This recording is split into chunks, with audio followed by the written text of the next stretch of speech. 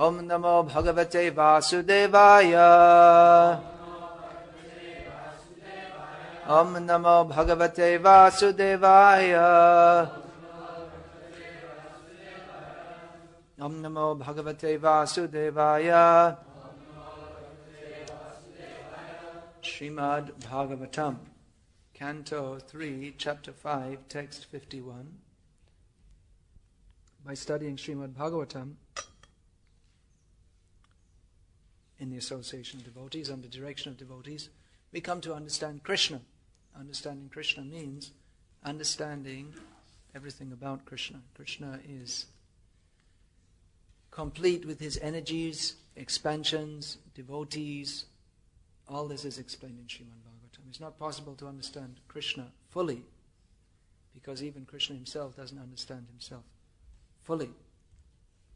But the science of God, this is described in Srimad Bhagavatam. Bhagavat Tattva Vijnanam Mukta Sangasya Jayate. By understanding the science of God, by getting the understanding of how Krishna is great, how he interacts with all other living entities and all his different energies, one can come to know something of the greatness of God. By understanding this science, one becomes liberated from material energy. This science of God is divided in 3 categories. Sambandha, Abhideya, Prayojan. Sambandha means understanding our relationship with God. Abhideya means acting in that relationship, and Prayojan means entering into that relationship. So all these subjects are discussed in Srimad Bhagavatam. In the 2nd canto and the 3rd canto is discussed in detail the process of creation. It's discussed in some detail here how Lord Brahma received his energy for creating this material world. So that is discussed in detail. We know it's an important subject. Narad Muni, we also find in the 2nd canto of Bhagavatam, is described how he had a mistake. He thought that Brahma was the ultimate deity. He was the creator of he's the creator of the material world. He's the big man around here. So he must be the supreme. Narad was thinking, but then he thought, well, maybe he is, maybe he isn't. So Brahma enlightened him that actually I'm just a servant. So all this is very important. There's so many different important points of knowledge. Actually, Krishna conscious knowledge, we can summarize what is the essence in a few sentences. That we are not this body is the first thing. We're not this body. We are eternal spirit soul. We are the eternal servants of Krishna, who is the supreme soul. Therefore, for our benefit, we should simply serve Krishna by chanting the Maha Mantra. This is the most important process in this age. So in a few lines, we can sum it up. Prabhupada, one time he said, he was giving the definition, what is an advanced devotee? Sometimes we think an advanced devotee is someone who, we may have so many ideas, there's so many funny ideas floating around, but Prabhupada was saying that advanced devotee means one who understands that Krishna is the Supreme Personality of Godhead. So to understand this, actually it's not so easy. That Krishna says in Gita, Bahunam janmanamante jnanavang mam prapadyate vasudeva sarvamiti samahatma sadurlabha. After many births, one may come to this understanding that Krishna is the Supreme Personality of Godhead, all in all. One who is in knowledge, he understands this. Such a person, such a great soul is very rare.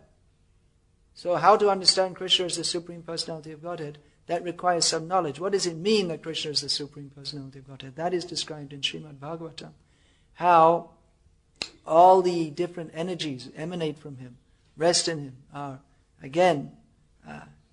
rest in him during the creation. He sustains them, and again they enter into him. All living entities are dependent upon him. How great is God? That is described. This description here, describing how Brahma, he can't do anything. Even though he's so powerful, he's so great, but he can't do anything without the blessing of Krishna. He was sitting on his lotus. He was born on the lotus, but he didn't know what to do. He didn't know what his duty was. He didn't know anything, what he was doing there. And eventually, after performing tapasya, austerities in devotional service, he was favored with the darshan of Lord Krishna, who then explained everything to him, what he should do. So there are so many lessons Prabhupada gives here, what we might call quite a long purport. It's 1.5 pages. But actually, of course, any verse of Srimad Bhagavatam, you can discuss all your life. There's no limit to understanding. just like we see here discussed, how we shall engage in Krishna's service. And any question like this can be the subject of great philosophical inquiry. We see even whole books are written about this. Jiva Goswami has written in great detail so many books. Sanatana Goswami, Brihad Bhagavatamrita. What is the meaning of devotional service? What is the definition of devotional service? What is devotional service?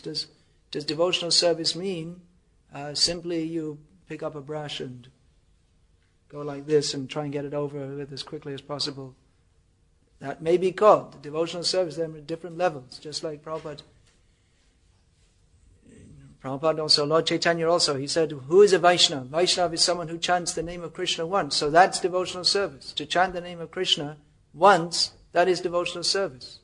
To create the whole cosmic manifestation under the direction of under the direction of Krishna, as Brahma did, that is devotional service. Then in other places we see that it's written that a Vaishnava has all good qualities, and different definitions are given. What is a devotee? One who chants Hare Krishna even once is a devotee, but then who is really a devotee means who has no other desire but to serve Krishna.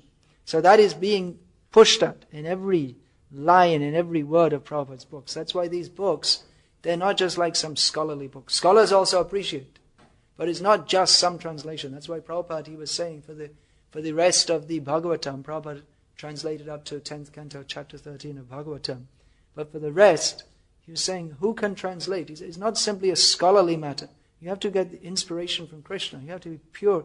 Pure also means you have to be surrendered to Krishna. Then Krishna will bless you to do it. It's not simply an academic activity. Prabhupada was saying also, once the devotees were asking him, he said, no, I have to choose every word very carefully, because this is realized knowledge for the next 10,000 years. So it's not just an academic method. Some scholars, they also translate books, or they read Srimad Bhagavatam, but they can't understand Srimad Bhagavatam simply by the scholarly method. Those who are surrendered to Krishna, they can translate, they can write, they can understand by reading. Otherwise someone may read Srimad Bhagavatam, but if their purpose is simply to make some scholarly study, then they'll be just like the person licking the outside of the bottle of honey. Inside the bottle of honey, such nice honey, but outside, if you lick, you'll get no flavor, just the cold glass feeling. So that we see some scholar, he read Prabhupada's books, and what was his conclusion? Well, it was quite good, but he didn't know how to translate it properly. He translated the words all wrong. I think his translation of the word Leela, for instance, is wrong, and he gave his reasons. And it was published. The book is here, you can buy it here. This scholar is giving his reasons why Prabhupada's books are no good, and there's no refutation of it. You can buy it right here. So this is another example of how people are not reading Srimad Bhagavatam, because if they read Prabhupada's books, then how can you tolerate? How can you tolerate such things? How can you write in your book such nasty things and let it all go? No refutation. Just simply Prabhupada's books are no good, the scholar has written, and our so-called devotee is writing in his book, and he agrees, yes. Then he goes on to the next question. So therefore Prabhupada has given these books in which he is giving Krishna. He's not simply giving some so-called scholarship. Even the Bhagavatam is not even meant for so-called mundane scholars. This Bhagavatam is meant for understanding Krishna, and every line of Prabhupada's books, it's like in music. You'll see here the percussion is going on underneath. If you listen carefully, you can hear it. So in every line of Prabhupada's books is pushing, you're not this body, you're eternal spirit soul, you're the servant of Krishna. Krishna is the Supreme Personality of Godhead. Surrender to Him. Every line, every word, Prabhupada is pushing at this point. Whatever point he may be discussing, here he is discussing how Lord Brahma is praying to Krishna for the ability to serve him. So Prabhupada is not simply translating in some scholarly way, but he's pushing us also to pick up the mood of Lord Brahma, how we can serve him. At the same time, in the purport, he is showing what is the position of Lord Brahma. He is a servant of Lord Krishna. Therefore, we should understand that even if Lord Brahma is a servant of Krishna, then we are also the servant of Krishna.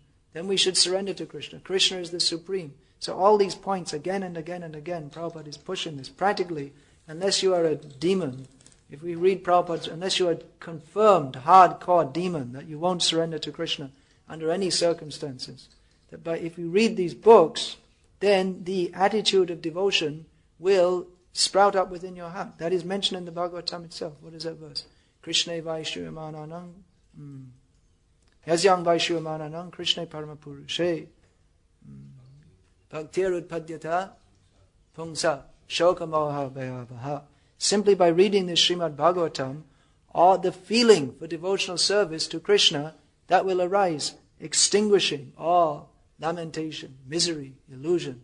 So this is Srimad Bhagavatam as Prabhupada has presented it. Just like he's given Bhagavad-gita as it is. That is Bhagavad-gita, because when Krishna spoke Bhagavad-gita to Arjuna, he wasn't just speaking some scholarly dissertation that we have half an hour now before the battle. Let's have a philosophical discussion.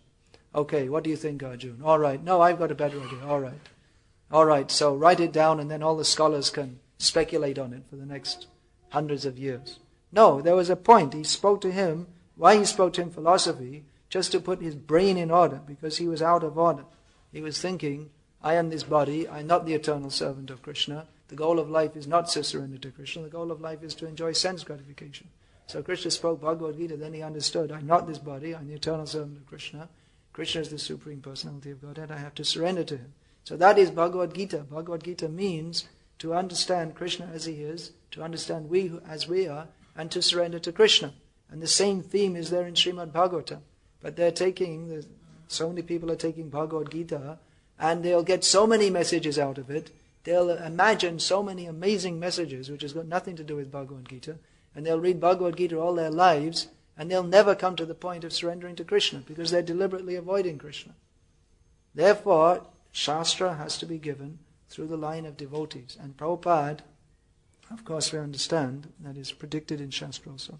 He is the greatest devotee, and he's giving Krishna in these books. He's not just some idea, Prabhupada's idea, then someone else will come and think, well, I think your Guru Maharaj didn't translate this properly, I'll give a better idea. And if someone says that, then immediately reject, because we know that Prabhupada has given Krishna. Otherwise, what are we all doing here? Sometimes people come and say, oh, we have a better idea. Or, your Guru Maharaj, he didn't know how to teach. Then what are we doing here? If he didn't know how to teach, then how is it that we're all here chanting Hare Krishna? If he didn't give devotion to Krishna, then how is it that this whole Bhaktivedanta Manor International Society for Krishna Consciousness is going on? Because he gave and is giving in his books. Then Prabhupada was asked that what will happen to this movement when you die? Some rascal television reporter. Prabhupada said, I'll never die. I'll live forever in my books. You can take advantage. So that is always that Bhaktisiddhanta Saraswati Thakur, he also said, just before his departure from this world, that Bhaktivedanta dhara kakana ruddha hoibe na, that this line of devotional service, that will never be stopped.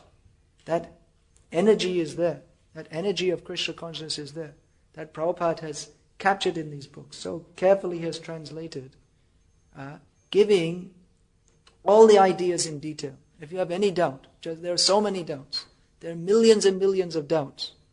There's so many doubts. Whatever is said by Krishna, we immediately doubt, because we are in this diseased condition of life, in which we think, I am this body, I am the center of the universe, I am the controller. Krishna is not very significant. He may be a little bit significant, but not very significant. So we have so many doubts. When we hear Krishna lifted Govardhan Hill for 7 days, we doubt, how is it? How is he doing? We don't think he's God, he's already holding up the whole universe. What is it for him to hold one hill? Or we hear Krishna is dancing with the gopis and someone says, well, this is not very moral. And immediately we doubt. And then we hear Lord Brahma has 4 heads, and there are other Lord Brahmas with tens of millions of heads. And we doubt, well, I never saw anyone with tens of millions of heads. I didn't see it, so I'm the greatest person in the universe, and I never saw it, so it can't exist. This is our way of thinking. So these doubts, they have to be assuaged. Therefore, in Srila Prabhupada's books, all the points, point by point by point, why we should understand, how we can understand. How can we understand that there are Lord Brahmas with tens of millions of heads? Who would like to give an explanation? How can we accept? We never saw such a thing. Maybe some people saw taking some intoxication or something.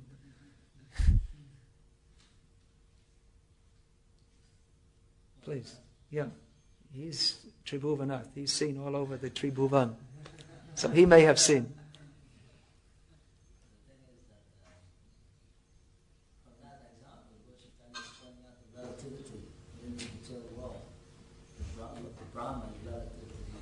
Brahma is relative to the size of this universe. Yeah, this universe is the smallest universe. This Brahma only has 4 heads. He can see everything nicely with 4 heads. But if you have a bigger universe, you need more heads to see everything. Prabhupada, of course, gave the example of Dr. Frog, the brilliant scholar, the greatest scholar in the history of frog society, who knew everything, the whole geography, history, biology, physics and chemistry of his 10-foot well.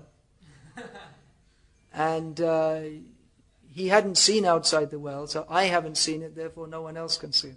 This was his philosophy. So the same thing, our big scientists, we haven't seen it, so therefore we can't accept that it exists. Why not? You haven't seen it, so what? Who are you? God has seen it. And he's giving this knowledge in Srimad Bhagavatam that it is there. So who are we to say? What do we know anyway? So this way, by hearing we can understand. Simply by accepting. Just yesterday someone was saying to me, well, how can we understand? In Navadvip Dham there is already Ayodhya Dham and the whole unit, because Ayodhya is so many miles away, how can it also be inside Navadvip? Actually, it's very easy to understand. You can't describe it by any laws. You can't get any physics book and explain how something is there and here also, because it's not within the laws of physics. That we see also Krishna, he expanded himself when he was in Dwaraka, walking in the street. He'd just be one. Then again, he'd go into his palaces. He'd expand himself into 16,108 forms. Then again, he'd come out into the public assembly, and again one form. So we can't explain that according to the laws of physics. But simply we have to understand that Krishna is not within the laws of physics. He makes the laws. He's above the laws. He does whatever he likes. That is the first thing. Swarat, he's independent. Independent doesn't mean that just like he's like some hippie or something, runs here and there and grows his hair long. But he can actually do whatever he likes. He's not, whatever he desires. Ichcha Shakti, Kriya Shakti, all the energies are under his control. He's not limited in any way. Therefore, he can do. For him, it's just a normal thing. He can do like that. 16,108 forms. He's already expanded into unlimited forms. Avatar hi asankheyam. Or there are unlimited avatars, unlimited incarnations of God. So he can do. And if we simply accept, this is the beginning of understanding God. Jiva Goswami says, that he has achintya shakti. The first point in understanding God is to accept that he has inconceivable potencies. If we can accept that, then we can begin to understand. And actually, it works like that. If you simply accept, yes, he can do, then you can understand. It's not a difficult thing to understand. Yes, of course he can. Of course God can expand. Otherwise, what is the meaning to him being God? If he can't do what he likes, then how can he be God? What kind of God is that? I believe in God, but what is that? Some so-called philosophers are saying that they see suffering in the world and they think that God's duty is to provide us sense gratification. That this world is supposed to be a place for us to enjoy. So they say, well, why is there suffering in the world if God is good? Therefore, either God is not all good or he's not all powerful. He can't stop our suffering. So that came in BTG some 15 years ago. This great Jewish rabbi called Hari Krishna. He said that actually God is all good, but he's not all powerful. That's the Christian idea also. Satan is there. God is always fighting with Satan. It's like the CIA and the KGB or something. They're always trying to get one on top of the other. So it's not like that. Krishna is all powerful. Nothing, there is not even a slight speck. Even all the Brahmas and all the universes put together, they're not even all their power put together with one slight, they can't even make one slight speck on Krishna's power. It's not, because all their power is coming from him. That Brahma he saw when he went to steal all the cowherd boys of Krishna. Then he saw, actually I don't have any, whatever power I've got, it's infinitesimal in comparison to Krishna's power. So these things, all the points are being described. They're here in this purport. You can read. We can get so many points of understanding from here.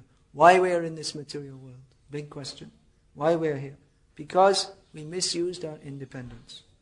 And even the demigods, they are great devotees, but they also have some material desires. Therefore, they are here in this material world, serving Krishna, but with some desire to lord it over. Therefore, we don't worship demigods. We worship Krishna. Sarvadhaman parityajya mam ekam sharanam raja.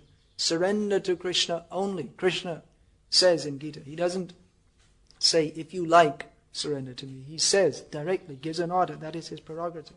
He is God. Therefore he says, surrender to me only. And elsewhere in the Gita we find he already says that worship of demigods is foolishness. Why? Because whatever result you get from worshipping demigods, that is limited and temporary. Antavaktu phalang teshang tad bhavat yalpamedasam. So if you worship the same worship, if you see how people worship demigods, it's very similar to the worship of Krishna. They offer some lights and offer some flowers and offer some food. So it looks like the same as worship of Krishna. But it's not, because worship of demigods, that is for material benefit.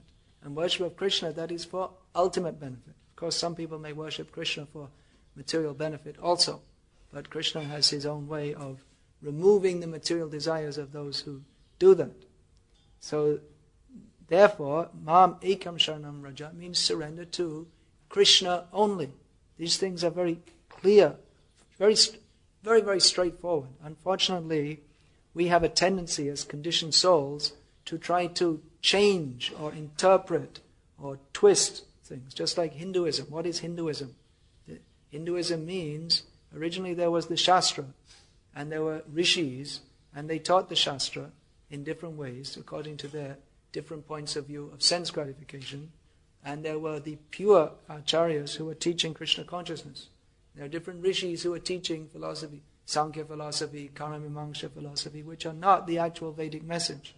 So they're giving different schools of thought, and then later people added more and more and more and more speculations, until we have modern-day Hinduism, where you can think whatever you like, and do whatever you like, and call yourself a Hindu. And that's considered, everything's okay, everything's wonderful, everything's good, but don't surrender to Krishna. Mam ekam sharanam raja. That is not good. You see, Hindu, children come to Krishna consciousness, and they start coming, oh, very good. That means he'll be good, moral, if he comes to the temple. They think that you should believe in God, that's good, then you'll become moral. But if they become more interested and they want to surrender to Krishna, no. Don't do that. You be a Hindu, that's all right. But surrender to Krishna, no. Don't do that. So Hinduism means there are so many funny ideas because people want to avoid Krishna. They have all this demigod worship, Sankhya philosophy, Karma-mimamsa, yoga, so many different ideas. Simply long-winded ideas how to avoid surrendering to Krishna. Originally the Shastra is there giving us Krishna, but people have taken out, misinterpreted for their own sense gratification. Any religion, you see, Christian religion, in the beginning it said that God gave man dominion over the animals, and they have interpreted that means we should eat them. Instead of looking after them, dominion over the animals means you should protect them, but they've interpreted, oh, God gave us put us in charge of the animals, let us eat them. Can you imagine someone gives their child for babysitting? And, well, where's the child? Well, I had because you put him in my charge, so I mean, I was hungry and you didn't leave me anything to eat, so I had it. Tasted quite good. It's good. It tastes nice. So that's their ultimate motive. It tastes nice, so eat it. If it tastes nice, eat it. So the same way in our Krishna conscious movement, we see so many ideas are coming: demigod worship, all different kinds of mayavad in the name of New Age understanding, and all wonderful ways to enhance your Krishna consciousness.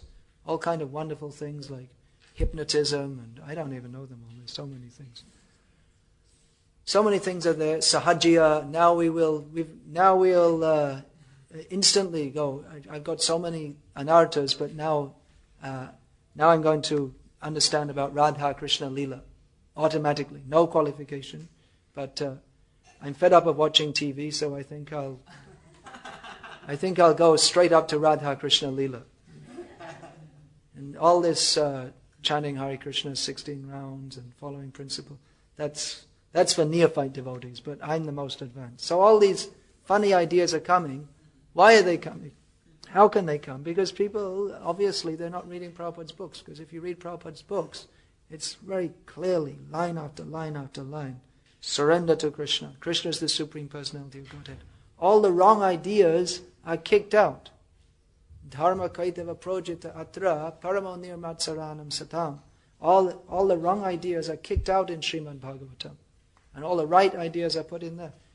So if you read Prabhupada's book systematically, every day, read Bhagavad-gita as it is, Srimad Bhagavatam, systematically, don't just go to 10th canto, Gopi Gita, but read point by point, first, especially first canto and second canto.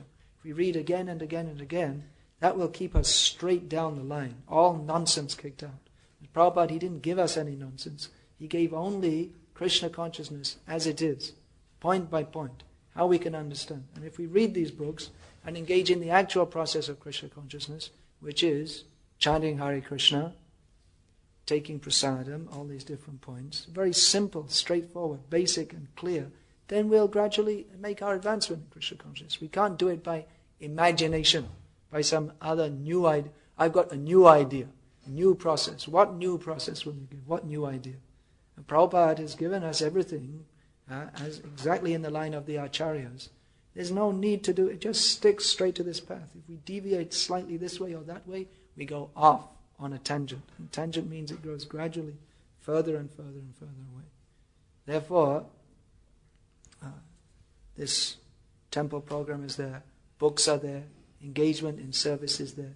Just if we go on with this all our life, it's not that we have to do anything new. Already in class, we heard 10,000 times, we're not this body, therefore we should stop discussing it. No, if we stop discussing it, then within about 1 minute, we'll think, I am this body, because we're so attached to these bodies. Therefore we have to discuss every day, we're not this body, we're the eternal servant of Krishna. Krishna is the Supreme Personality of Godhead. We are not, even the demigods are not. Only Krishna is supreme. Therefore we should surrender to Krishna. All these points are being discussed throughout these Srimad Bhagavatam.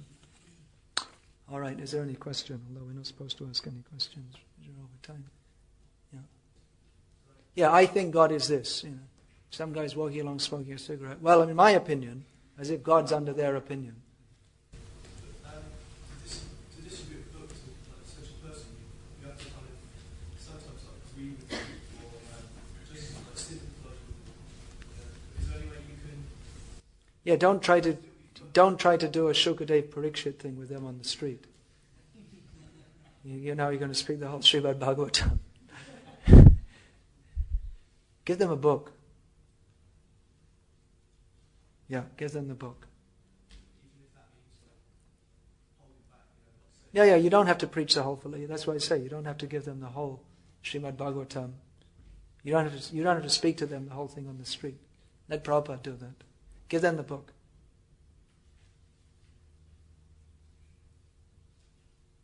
That will be the best preaching. Of course, if you become more expert, then you can also give some good philosophical ideas. But anyway, somehow or other the book should go out.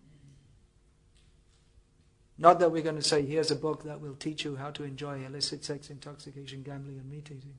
Not like that. I was listening to Srila Prabhupada he was discussing this point about the academic studying scriptures. He said that they say, when Krishna says we should surrender to him, they say this is too much. This is too much. We can't possibly surrender this much.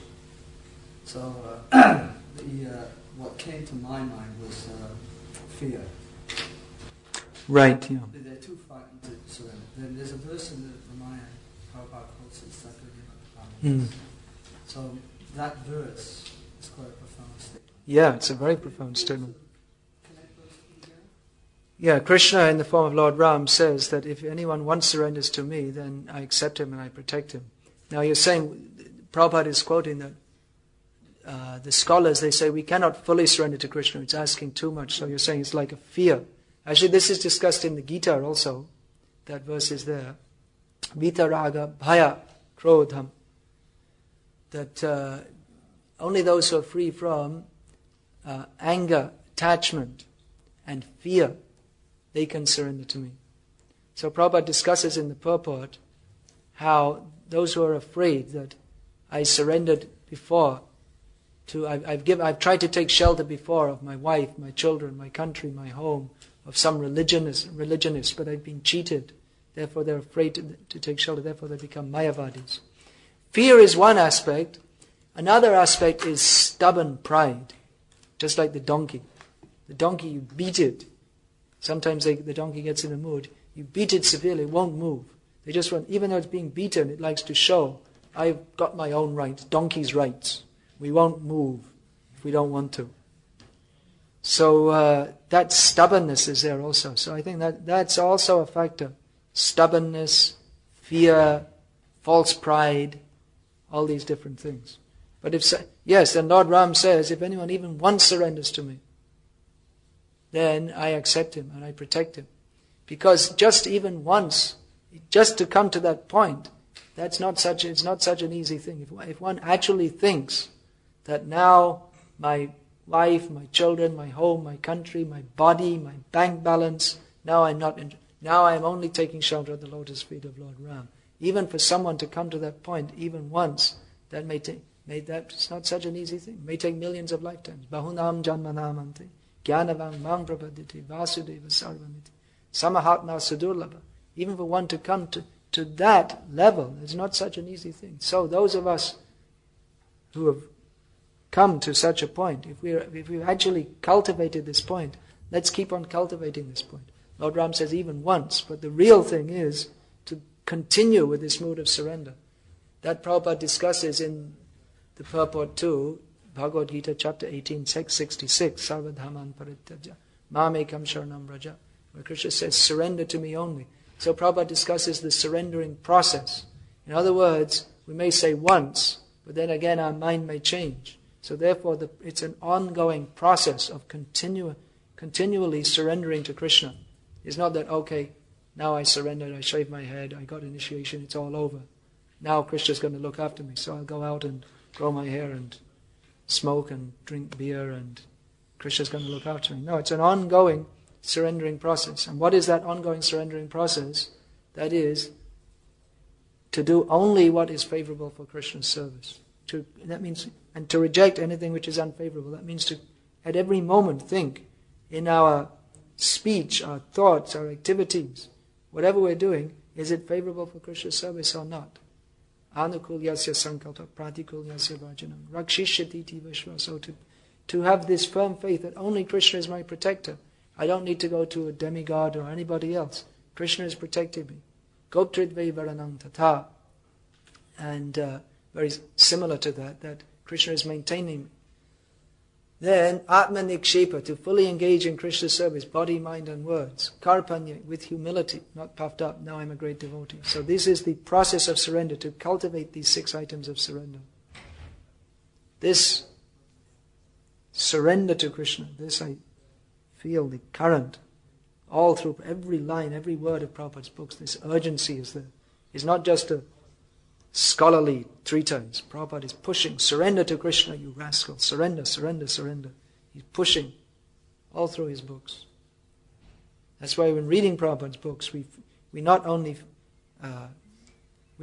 feel satisfied with the philosophy intellectually, but we get inspiration to go on serving Krishna, to serve Krishna more and more and more, isn't it? By reading Prabhupada's books. It's not simply learning some philosophy academically, not at all. Any other question? Which the demigods have been inquiring about sacrifice. In the Bhagavad-gita, Krishna says, of sacrifices I am the japa.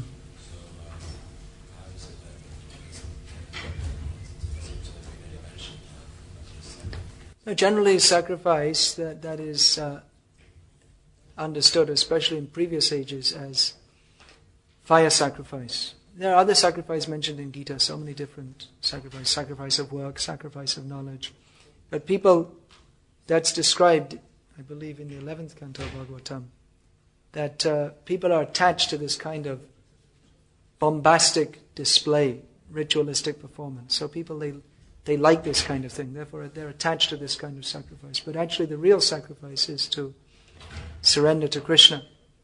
Chanting of Krishna's names, which is very easy, that is even, especially in this age, a better sacrifice than making a big bombastic display. But people, they like to make big sacrifices, and there's so many rules and regulations. I mean, we do a fire sacrifice, but actually so many rules and regulations. It has to be in such a place, there has to be a certain time, at certain time, that means certain day, and a certain tithi according to the calendar, and within that day there has to be at a certain time, and the priest has to be so qualified this way, and you have to put all the so many different items, galoshes and powders and fruits and so many things you have to put in exactly the correct order, facing the right direction at such and such a distance. Everything has to be done exactly in meter. But people are attached to such kinds of sacrifices, which are also pleasing to Lord Vishnu, because these sacrifices meant for pleasing Lord Vishnu. But if we simply chant Hare Krishna with faith and love, Krishna is very pleased by that, even without big display. Therefore, Yagyanam Japa Yagyosmi, the best of all sacrifices is chanting the names of Krishna. Everything is complete in that. That is real sacrifice. I mean, sacrifice. Oh Lord, please engage me in your service. That is the real sacrifice, to offer ourselves in the service of Krishna. Whereas in the fire sacrifice, you offer some ghee, some grains. So this we're offering. But the real sacrifice is to offer our very lives to Krishna. Just on that point, I was chanting japa last week, and I had a sort of analogy came to my mind of chanting and offering ghee to the fire. Because we offer those ghee, grains, and there's wood also. So that I had imagined that I was offering my mind, my intelligence, my false ego to the fire of the holy name. So, because it's always in the way, the mind is always in the way. Intelligence is always trying to get some bright ideas. False ego is there. Yeah, to surrender to the holy name, that's also, it's not such...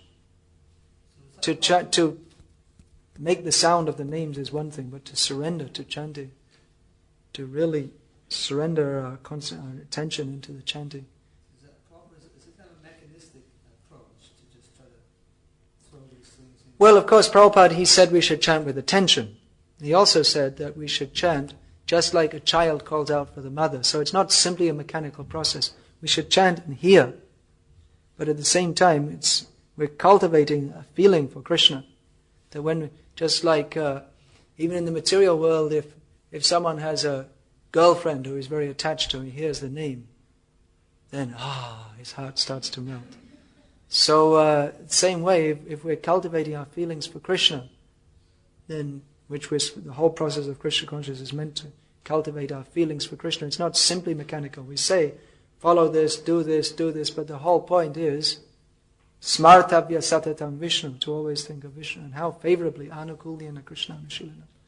So yes, try to chant attentively by any means, but also with feeling.